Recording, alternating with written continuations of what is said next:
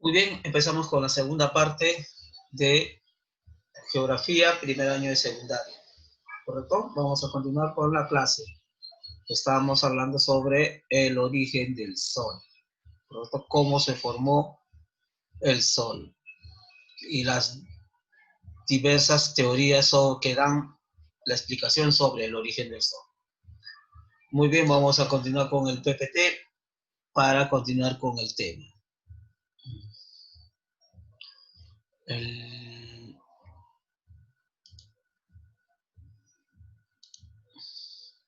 Ya.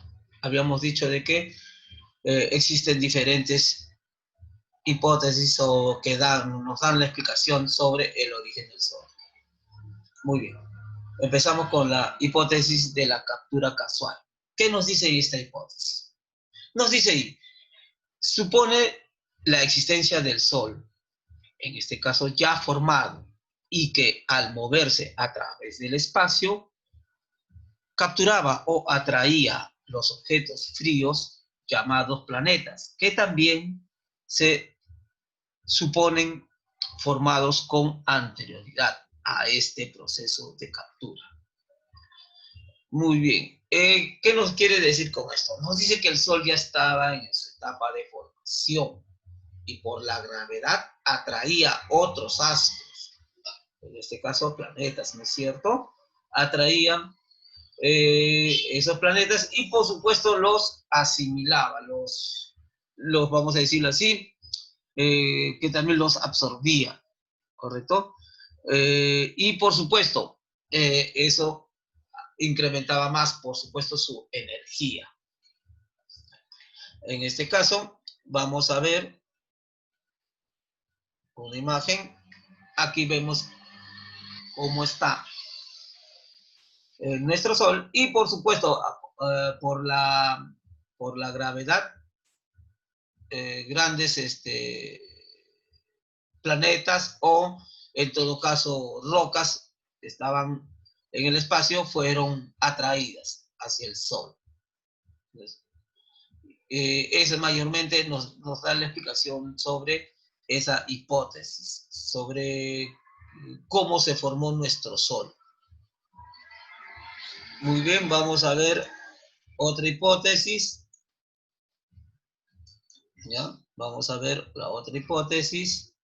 En este caso vamos a ver hipótesis del encuentro.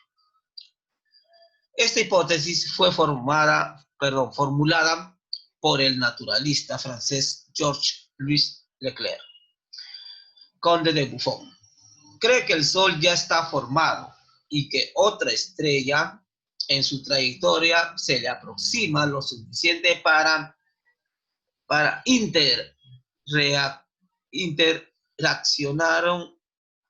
interreaccionaron sus masas sin chocar, por lo que ocurrieron desprendimientos de sus constituyentes en estado gaseoso. También es conocido como la hipótesis planetesimal.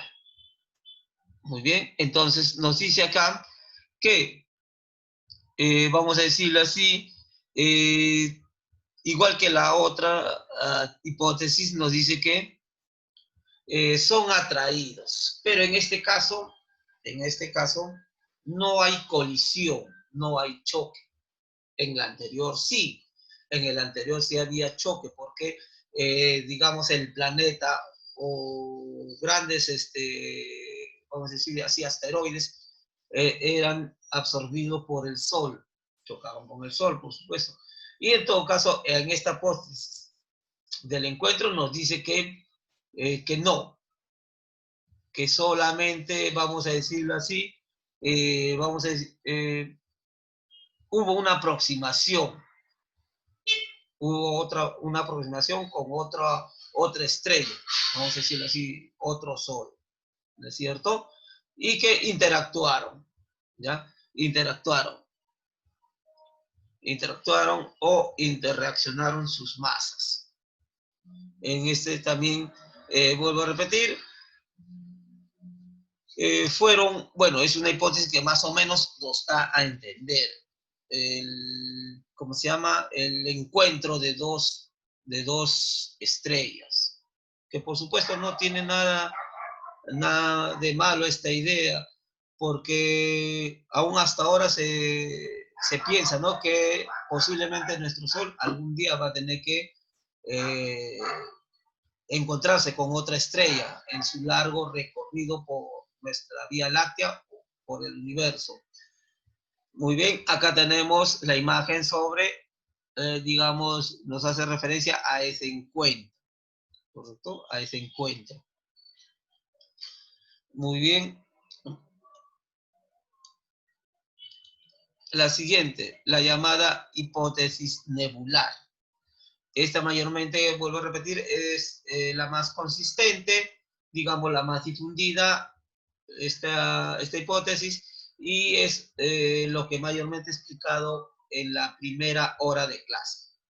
Nos dice así: cree que en el, cree que en, no, cree, perdón, cree en que un principio existía una nebulosa gaseosa de forma casi esférica, con un diámetro un poco mayor que el del actual sistema solar, que giraba muy lentamente.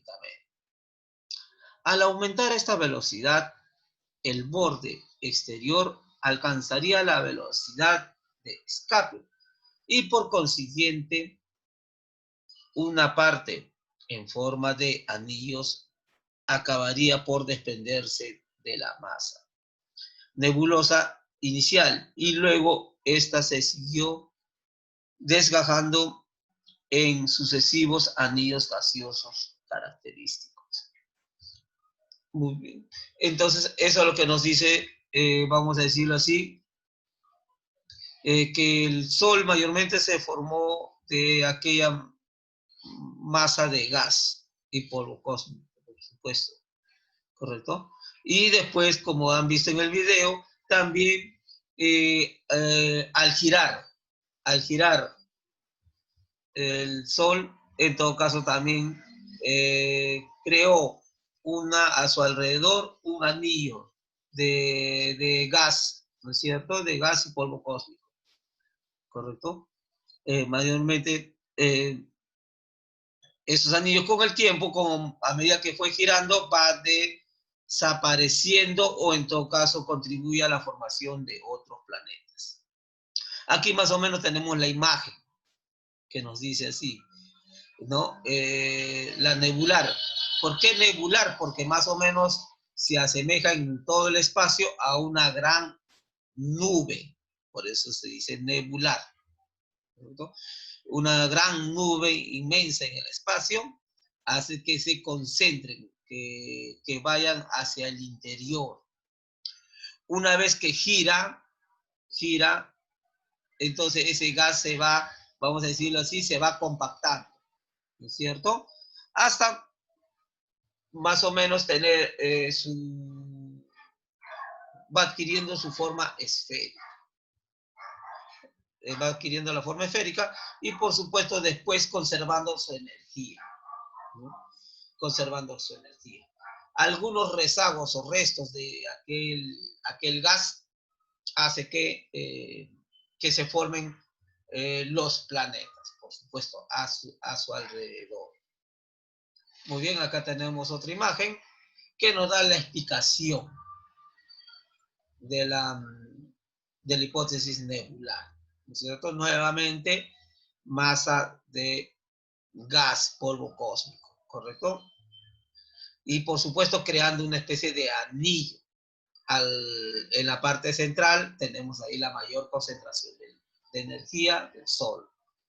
Y por supuesto, al momento de girar, va adquiriendo esa forma esférica, vuelvo a repetir, y también, por supuesto, va todos estos, los que no llegan a integrarse con el Sol, van a formar planetas, ¿ya? Van a formar planetas, lo que es en la actualidad. Muy bien, sigamos con la otra hipótesis, nos dice hipótesis del protoplaneta o protoplanetaria. Nos dice así: es la que provee la explicación más satisfactoria hasta ahora. supone la existencia de una masa gaseosa fría, compuesta de gas y polvo cósmico en un movimiento lento rotacional. Según esta teoría, la gran concentración de masa provocó reacciones termonucleares, transformando la masa fría de polvo y gas en una estrella caliente. ¿Qué nos dice allí? Nos dice que en esta teoría nos dice que el Sol mayormente, digamos, que ya se estaba más o menos enfriando, ¿no es cierto?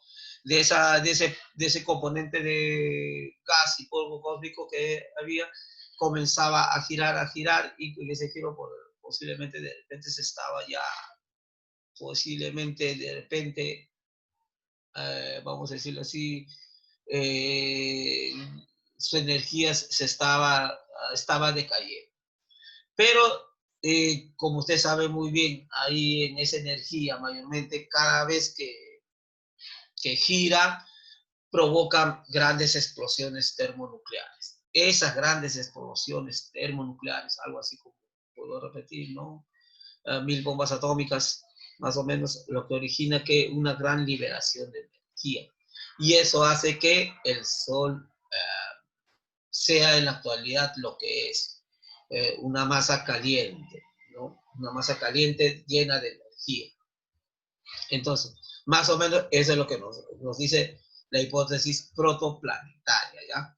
Eso es porque mayormente el Sol, digamos, se iba de repente, por una posibilidad, posiblemente iba a ser un enorme planeta. Pero parece ser que, según esa teoría, pues, bueno, algunos no están de acuerdo, otros mayormente dicen que podría ser una posibilidad, ¿correcto?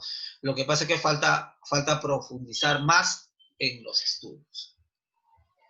Muy bien, eso vendría a ser las hipótesis de los planetas. Muy bien, acá vamos a ver su imagen, ¿no es cierto?, de lo que nos dice. ¿Correcto? Esa es la imagen que nos dice. Entonces, vamos a continuar con el tema. Muy bien. Hasta ahí hemos estudiado el Sol. Ahora vamos a estudiar, vamos a decirlo así, cómo está compuesto, las características que tiene el Sol. Cómo está compuesto el Sol. ¿Ya? Cómo está compuesto en su órgano interno. A ver, vamos a explicar en este caso. Vamos a explicar. A ver, un segundito.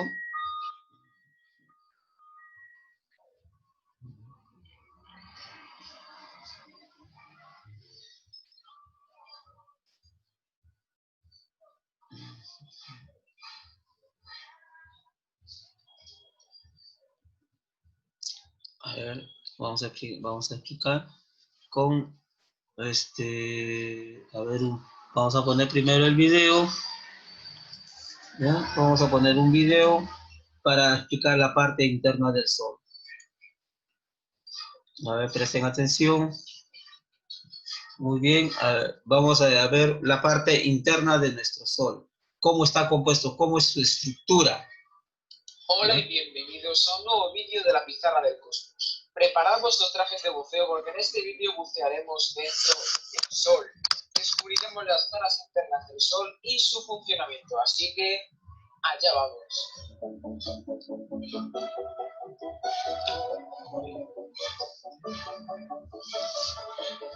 Lo primero de todo, como habréis insinuado, es que es imposible bucear como tal en el Sol.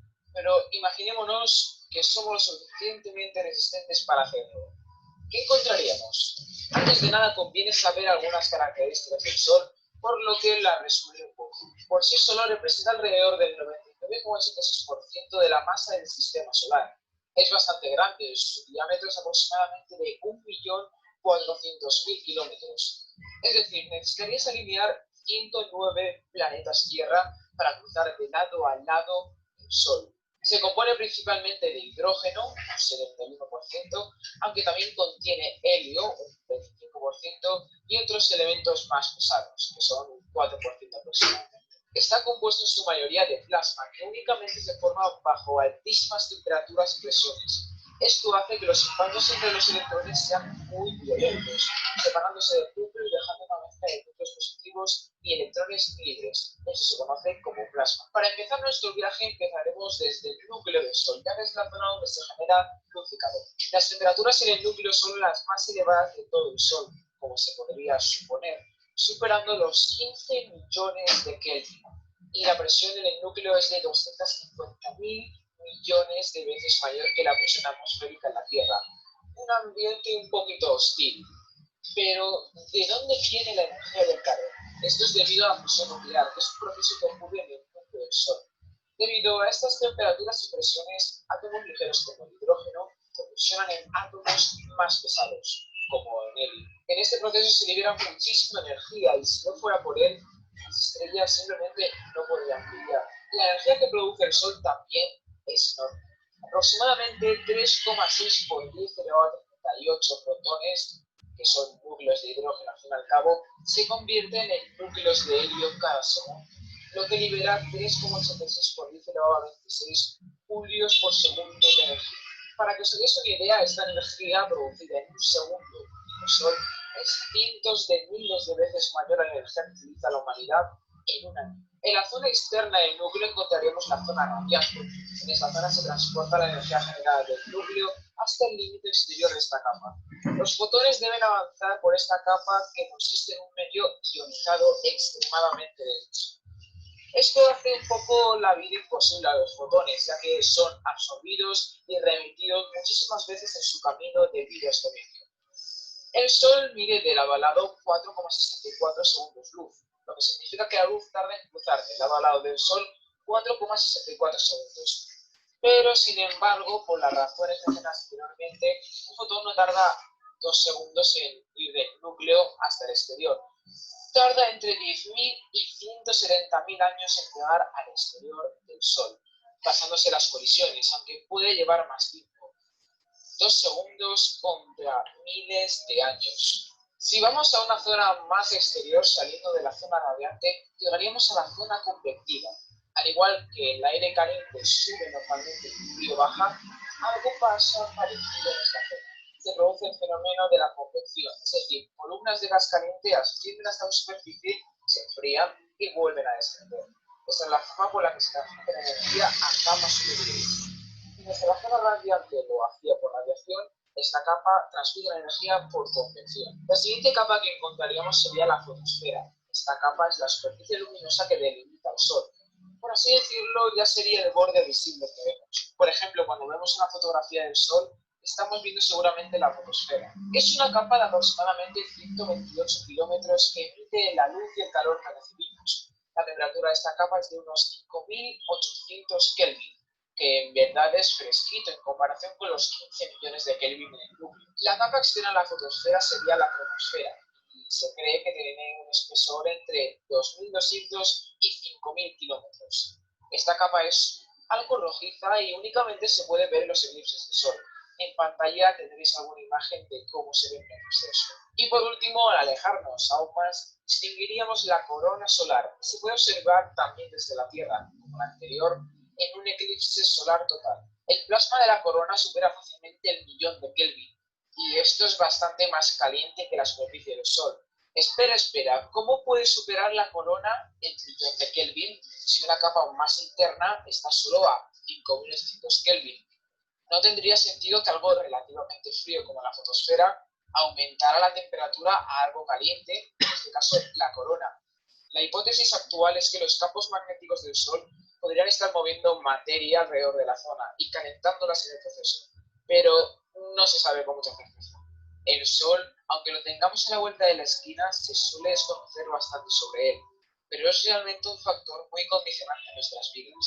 Sin el Sol, las plantas no podrían realizar la fotosíntesis, no podría haber vida en la Tierra tal y como la conocemos. Pero el Sol, al igual que puede dar vida, por así decirlo, también la puede quitar. Y no hace falta que vayas hasta el sol, ya que las tormentas solares pueden llegar a ser bastante peligrosas y dentro de 5.000 millones de años el sol se hinchará como una gigante roja y hará imposible la vida en la Tierra. Y bueno, hasta aquí el vídeo. Espero que os haya gustado este viaje por el sol. Si es así, dale a me gusta para apoyar el canal y que siga subiendo vídeos. Recordad también que os podéis suscribir para no perderos el vídeo y podéis dejar en los comentarios lo que os ha parecido. Tenéis mi Twitter en pantalla para más contenido del espacio y las fotos utilizadas están en la descripción. Poco más, un saludo y hasta la próxima.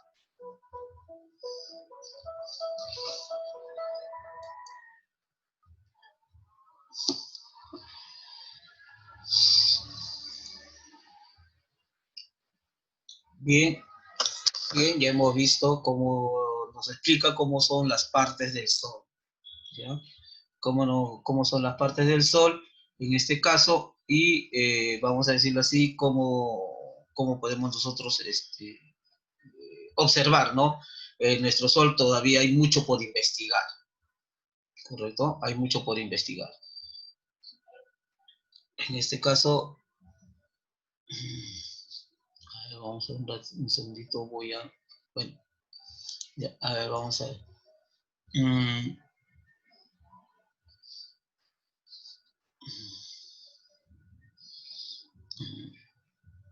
Ya, vamos a hablar entonces ahora sobre las partes del Sol. Ya, las partes del Sol.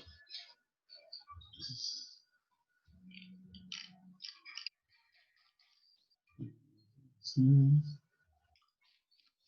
segundito.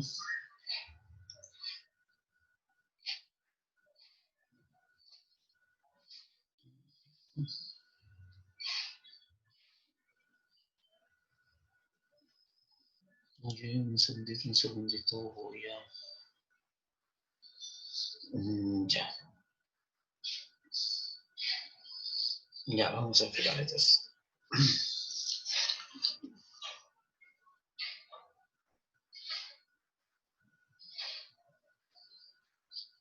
Muy bien.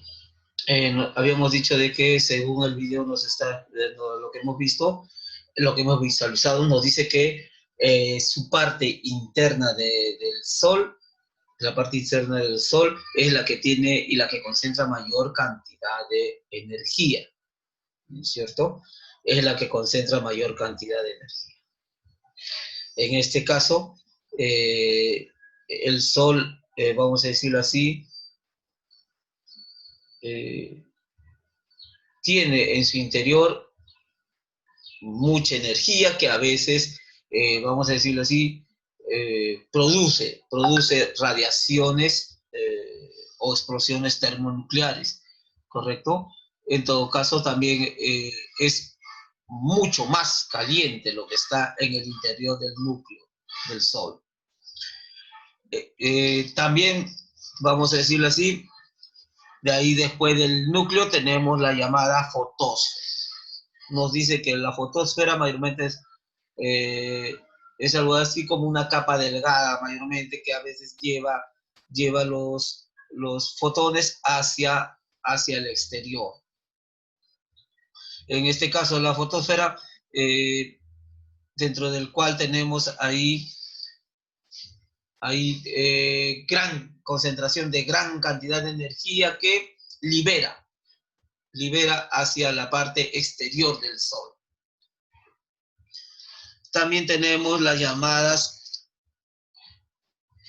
fáculas, que las fáculas son vamos a decirlo así, las regiones o los lugares donde se produce mayor cantidad de luminosidad, mayor cantidad de brillo, ¿ya?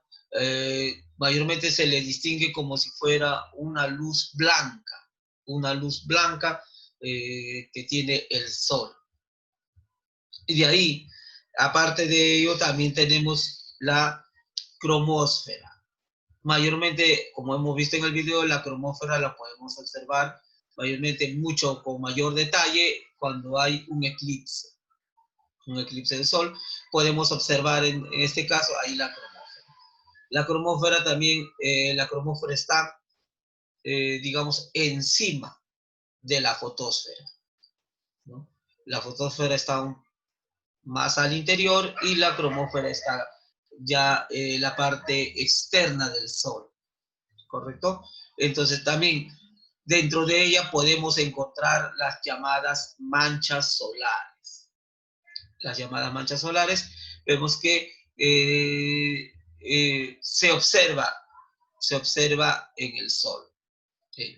Algunos consideran de que esas manchas solares vendrían a ser gran cantidad de explosiones térmicas que se producen, ¿correcto? Y también, por supuesto, tenemos también la otra parte que vendría a ser los llamados, vamos a decirlo así, en el Sol, esas explosiones que se producen, genera una especie de lengua de fuego, ¿ya? Lo que conocemos más o menos como, vamos a decirlo así, una especie de lengua de fuego que, como podemos a veces cuando dibujamos el Sol, le dibujamos así como si fueran unos rayos que sobresale, que se eleva. Esas, se puede decir así, esas lenguas de fuego se elevan a una cierta altura, ¿ya? Ello mayormente también lo podemos observar mayormente en un eclipse de sol, o en todo caso también a veces siempre y cuando ocurre una explosión termonuclear, entonces esas lenguas se elevan a una determinada altura. Y por último también tenemos la llamada corona. La corona, como ustedes han visto en el video, la corona dice que más poder de visión, más o mejor observación que se le puede dar es cuando hay un eclipse. Ahí es donde se ve esa luminosidad, ¿no?, del Sol, esa luminosidad del Sol que tiene, eso vendría a ser la corona, ¿no? La parte ya más externa del Sol, ¿correcto? Y nos dice que el Sol mayormente tiene un aproximado de 4.500 millones de años, ¿no? Un aproximado. Algunos le ponen o lo redondean a 5.000, pero es más o menos ese aproximado, ¿no?, de 4.5 millones de años que tiene en su formación el Sol. Y por supuesto, lo que nos dice también que gracias al Sol es un generador de vida acá en la Tierra, genera la vida en la Tierra. Si no hubiera esos rayos solares, en todo caso, la Tierra sería difícil su existencia, ya que los rayos sol contribuyen vamos a decirlo así, el crecimiento de las plantas y también, por supuesto, a la supervivencia del hombre. Bueno, imagínense, si no hubiera sol, la Tierra estaría completamente frío, entonces sería difícil nuestro hábitat, ¿no es cierto? Difícil para nosotros estar ahí.